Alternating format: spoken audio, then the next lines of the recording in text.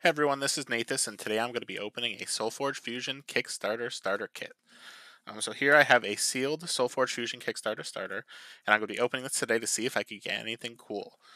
So as I mentioned in my last video, where I was opening product, I'm really looking to see if I could get any cool half decks to pair for the upcoming World Championship tournament.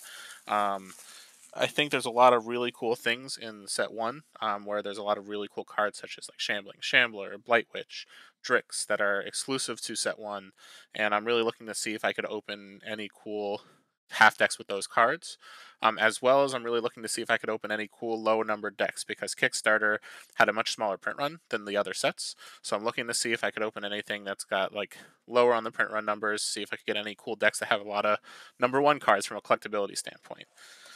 So in the starter, we have the two playmats. We've got the tokens that come in the starter kit, which I've opened before in the past. So I'll put those to the side. And then I've got the four decks that come in the Kickstarter starter. So one thing to note is that the packaging from Kickstarter is a little bit more flimsy.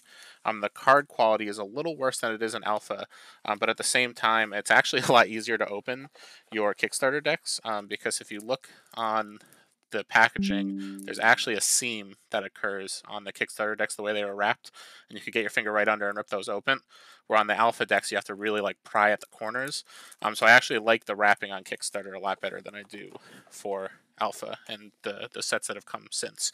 Although I'm really hoping that one day they're going to put a pull tab on these just so you can pull them open nice and easy like a pack of gum or anything like that just to get these open.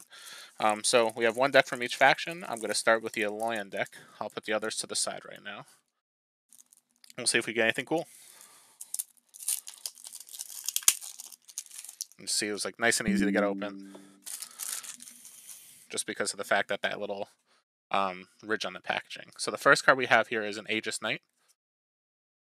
We have an Energy Surge, Heavy Artillery, Orlean Battle Droid, an Ossuary Mech Betrayer. That is number 8, which is pretty cool. A Palladium Simulacrum, a Sonic Burst, a Spirit Forge Sentinel, a Stout Specimen, War Machine, and then our Forgeborn is a Steel Rosetta. We've got Repurpose at level 2, Enhance at level 3, and Inspire at level 4. So let me lay these out. We can see if we have anything interesting going on with this deck.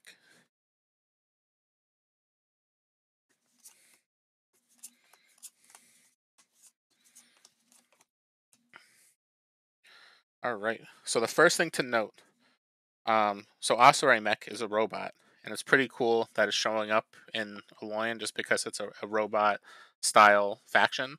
Now, looking at this, there's not really any cards that benefit specifically off of robots. So I guess it's a shame that this happened to be in this deck instead of one that like really synergizes with like give all your robots armor or something like that. But at the same time, it's still a very cool card. It fits with the theme of Aloyan, just being able to upgrade cards when this is destroyed. And at level 3, you could play the card from your discard pile for free. So it's definitely a nice card to fit into Aloyan. It fits with the theme very well. So it's a card I would definitely not complain about being in an Aloyan deck. So in terms of cards, so you have Aegis Knight, which really cares about giving power equal to the number of creatures with armor in play. So if you're playing against an opponent who's running a lot of cards with armor, this could be a really strong card for your deck. Unfortunately, in this deck, there's really only one other card, which is the Orlean Battle Droid, that could really benefit off the Aegis Knight, or that's really the only card that could trigger it off of this half deck. So this card's kind of, without pairing it with a very armor-heavy deck from another faction, is not going to be that great. It's going to be a stealth card that's relatively vanilla otherwise. Energy Surge is a card that I feel like the community is relatively down on. I do actually like the card a lot, especially if I'm playing it in a deck that lets me play free spells. Being able to play a free Energy Surge, to play a Mega Gizmo, get a card from my hand upgraded and play it for free, or to help push upgrade cards that I normally wouldn't play in the earlier cycles, this could be a card that I enjoy to play, especially in the right deck. Heavy Artillery is kind of pseudo removal because it like basically could be used with something like Sonic Burst to lower the attack of a creature and then kill it with Sonic Burst. It could also just be used to help like trade favorably in combat, as well as just be able to push some damage while taking less if you want to just push damage without necessarily trading in combat. So Orlean Battle Droid, it's an interesting card. It's really weak to cards that give minus X in terms of like a Broodfang or something like that that will just completely ignore the armor. But if you're playing an opponent that's doing very damage heavy removal or just wants to try to block it, it's a very hard card to deal with. Simulacrum is one of my favorite cards in Aloyan, especially in set one, just because the fact that it kind of synergizes with itself. And if you could have multiple Simulacrums on the board, being able to mobility them and then benefit off of the fact that when a creature moves lanes, give it attack, it's just a very strong card that needs to be removed.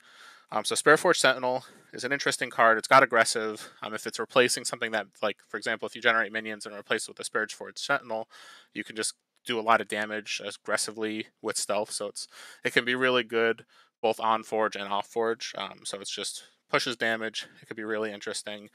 And Stout Specimen, I would say, is probably one of my favorite specimens just because of how high the defense stats are, especially with Specimen at level 3 saying at the end of this turn, if you took no damage, deal the toughness damage to a creature or player. So with this having 23 health, this will basically deal 23 damage anytime that your opponent takes nothing, or at that you've taken no damage, sorry, when dealing with that card.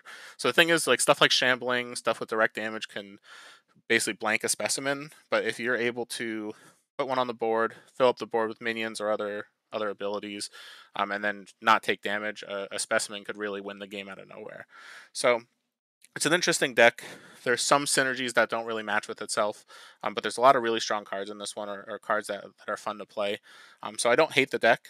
It's something that I would probably look to pair it specifically with something that could benefit off of something like the Palladium Simulacrum, or potentially having the Aegis Knight. So those kind of threats need good pairing half decks to match with them. Otherwise, they could kind of not be the strongest. Um, Especially here with Repurpose, there's not really too many creatures. I guess you could combo with your Spirit Force Sentinel to replace something, or your War Machine to replace something, and then reanimate a card. But in this half deck, there's not too many things I want to be reanimating. And then the other two abilities, they're not bad. Like, Enhance is pretty strong, especially at level 3, to be able to upgrade something to get it to level 3, or to kind of push through and make a Gizmo body.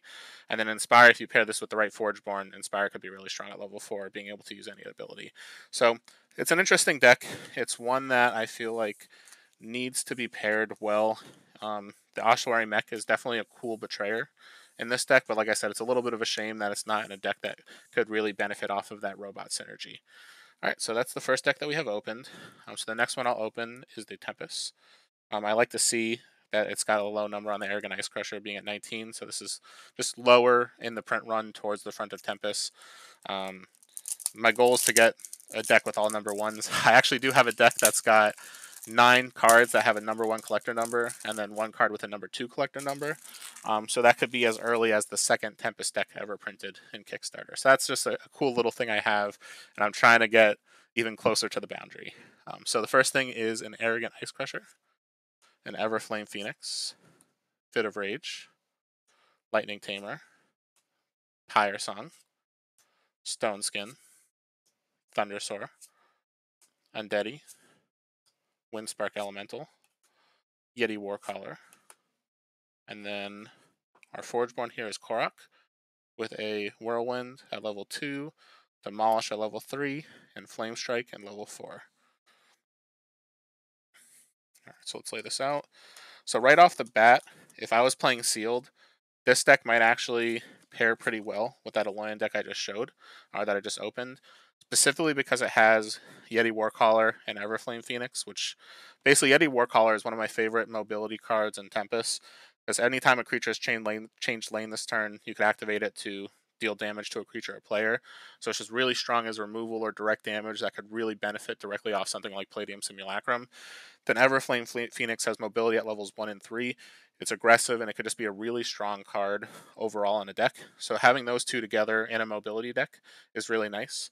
And then if you could do that with something like a Palladium Simulacrum in the other half, this could be a pretty interesting mobility deck. If I were playing Sealed, something just off the bat I would consider. So a few other interesting cards in here.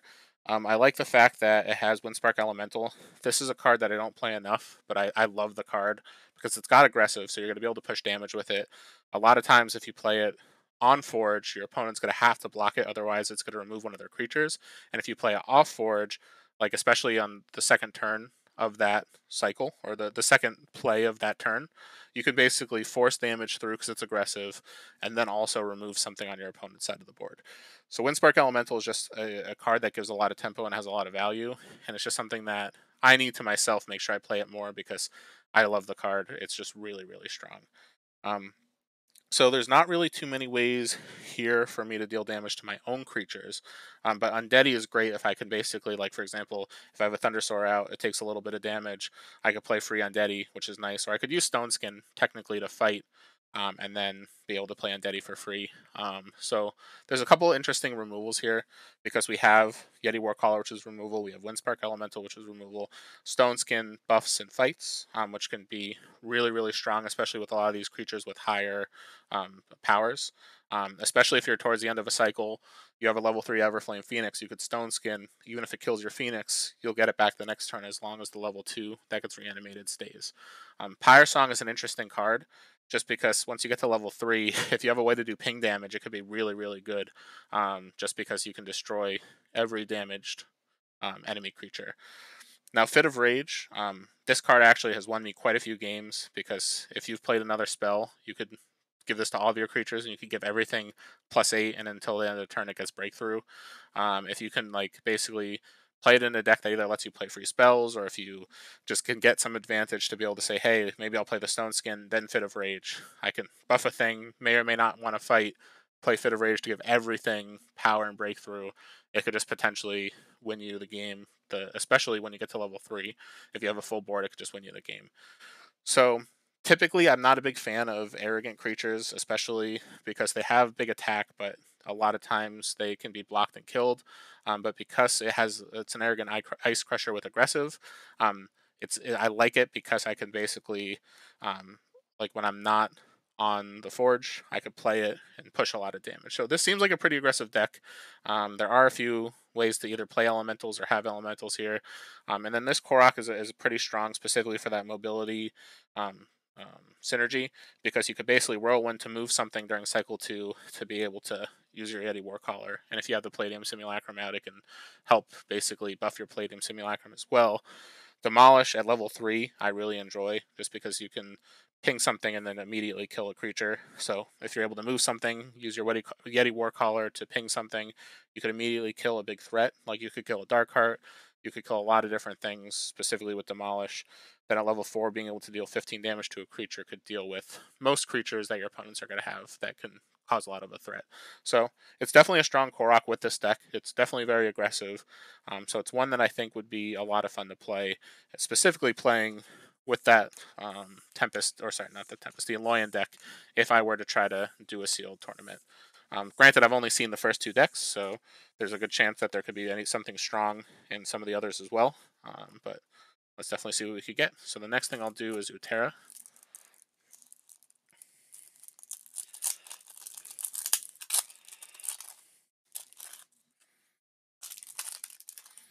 Alright, so we're starting with an Arrogant Packmaster, Experience Steel Plate, Forge Seal, Lycian Rain, Pax Blessing, Shard Plate Delver, Shifting Bear, Soothing Bartok, Soothing Rex, Venerable Featherfang, and then our Forgeborn is Oros.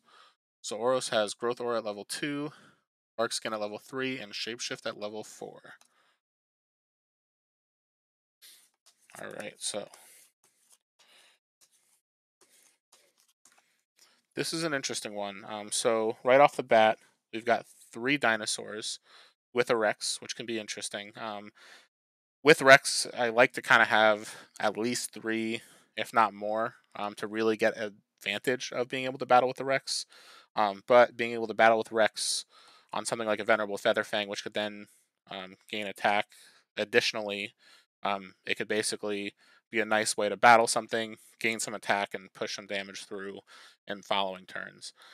Double Soothing is nice. Life gain is always really strong, and if you can basically have 2 cards that every time you play them are going to gain you life, it could really just help put you pretty far ahead, especially in a deck where you're trying to be aggressive. So in this deck here, There's really not too many ways to play spirits. It looks like you have your Lycian Rain, which makes wisps and such, and then your Pax Blessing. When you get to level 3, well, I guess at every level you can make minions as well. So there's 2 cards that get you spirits that could really benefit your Forge Seal. But at the end of the day, um, you would have to pair this with the right deck to really get the whole benefit of the suite. Now, Bartok is a card that I really like to have in a deck that lets me fight. So if I could play a Soothing Bartok and then play something like an Utera Charger, that's really where you could get a lot of benefit off of something like a Soothing Bartok. Although the fact that you could gain life off deploy and also pump something, it's just you get a lot of utility off of one body. Same thing with the Rex. It's just they both give a lot of utility and can be really strong. Now, looking at the Shardplate Delver, this one obviously, and the Experience Steel Plate, they both want to replace creatures, which is nice if you could play your Lycian Rain early and then replace it with a Delver. Now, this is something that you'd probably want to be playing in another deck that could generate a lot of minions, just so you can really take advantage of stuff like your Delver, your Steel Plate, your Forge Seal, being able to proc off of the spirits and such. Now, looking at this deck, there's one other warrior besides the Arrogant Packmaster, and like as I mentioned before, talking about the Arrogant Ice Crusher, the toughness is just low on those kind of creatures. So yeah, they might have a high power level, but they don't have breakthrough. You really need to be able to push damage with them, otherwise they could just get chumped and killed. So granted, I would much rather have like a 115 Packmaster than I would a 12/7, just because every time it takes damage, it's gonna get bigger. So it's like you really want your Packmaster to be able to take some incidental damage to get really strong, but especially at cycle 3, most people are going to be able to kill that Packmaster. So it's an interesting deck. It's nothing that I would immediately pair, although if I could find a pairing deck that had some warriors and maybe some dinosaurs, there could be a couple ways to have some fun with this one.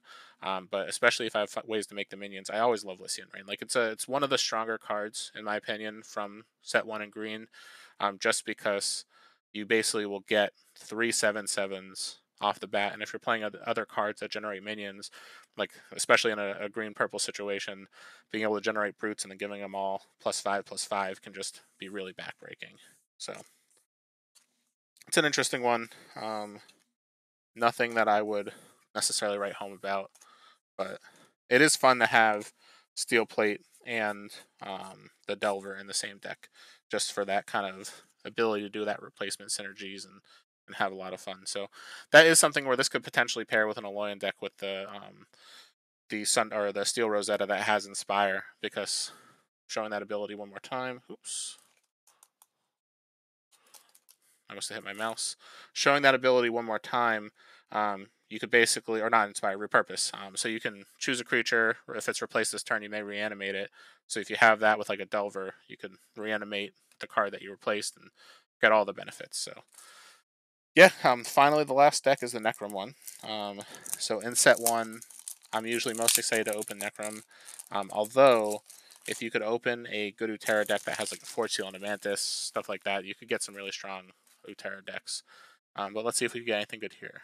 So we've got Bone Scythe Reaver, Corrupt Summoner, Dissient Siphon, Lyria, Necrotic Skeleton, Necrovive, Steadfast Slime, Stout Walker, Lyric's Embrace, Xeris Will, and then we got Nyx, Necria, with a Raising Dead at level 2, Soul Rip at level 3, and Army of the Damned at level 4. Alright.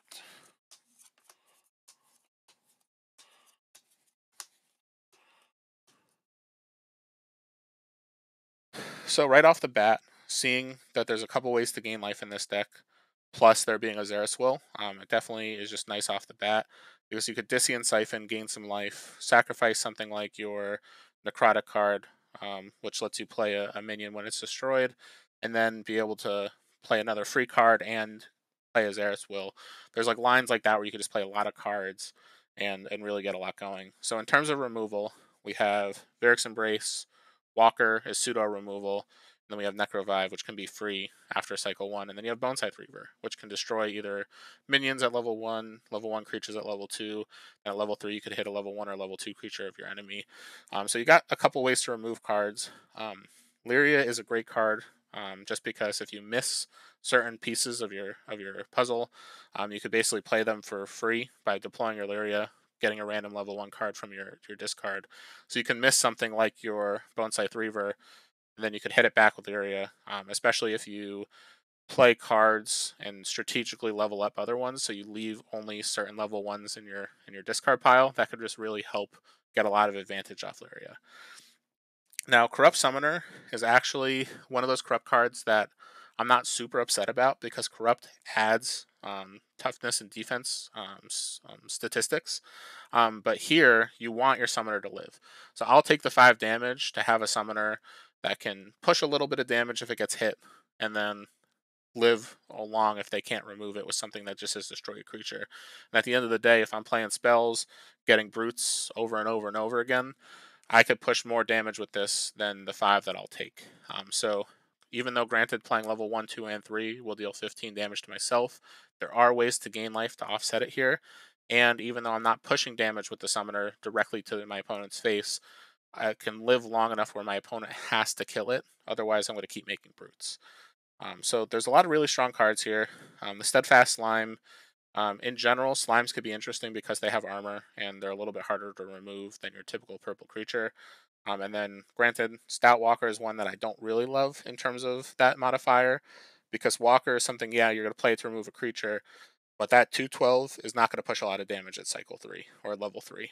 So, granted, it's going to sit there, you're going to block maybe a few times with it, but it's more of a defensive card than an offensive card, where I'd much rather have a walker that either has an additional deploy ability or something that triggers when it dies. That way you could just get a lot of value out of it, especially with something like Odyssean Siphon or other ways to kill your own creatures. That being said, this is an interesting purple deck. Overall, if I were to play this in sealed, my gut feeling is that I would probably pair the Aloyan deck with the Tempest deck, specifically to play a mobility list. That being said, this deck is interesting. There are not really any warriors here, unfortunately. Otherwise, I would say maybe it could pair a little bit with that Utera deck to get some synergy here. But this is one that I would probably sit down, look at some of the other pairings. That being said, I do think that the most value I would get out of here would be specifically going kind of that mobility build. So this was fun to open. There were definitely some cool cards, some low numbers, and it's always fun to open some set 1 stuff. So thank you for tuning in. This was a really fun Kickstarter deck opening. And then one thing to note, so let me see if I have a good example. Um, I guess this one's like a low number as well. But like when you're opening your decks, specifically in Kickstarter, you could have multiple things with like single digit collector numbers. So it really means nothing for the sake of the playability of a card, but it's fun to be like, this is the first Krogius ever printed or the 7th Stout Walker ever printed. So I don't have any ones in this deck. There are a couple single digit numbers here. I know I was opening a couple decks earlier that had a few ones in them, which is again just for fun. Like me as a collector of many card games, I always enjoy having those oddities or those, like, I guess, quote unquote rare decks in terms of just collectability. So either way, this was a really fun opening. Thank you for tuning in. I really enjoy opening set 1 and Kickstarter, and I'll probably be opening some more stuff soon. So definitely keep on the lookout, and I'll probably be recording more, hopefully even this week. So thanks and have a good one, and until next time.